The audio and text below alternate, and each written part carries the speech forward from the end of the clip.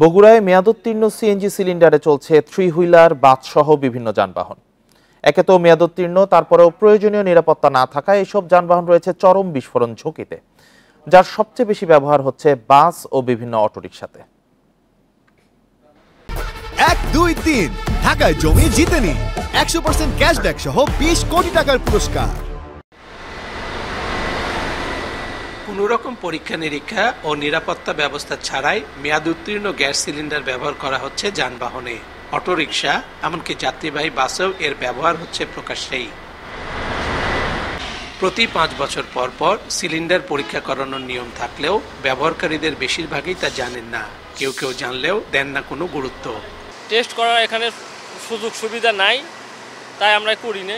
আমাদের বগুড়া জেলায় কোনো টেস্টের জায়গায় নাই, তবে একটু পরিষ্কার টরিষ্কার করে নিলেই আমাদের করার কিছু নাই। বিএসটিআই ও বিআরটিআর হিসেবে বগুড়ায় মেয়াদ উত্তীর্ণ 31,000-এরও বেশি সিলিন্ডার ব্যবহার হচ্ছে 30,000-এরও বেশি যানবাহনে।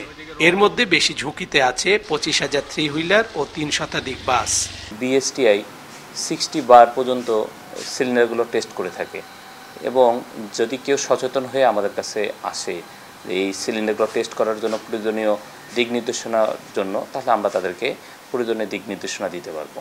প্রতিদিন অসংখ্য মানুষ জীবনের ঝুঁকি নিয়ে যাতায়াত করে এসব যানবাহনে।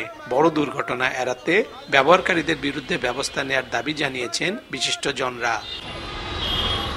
Hasibur Rahman, independent news, Bogura.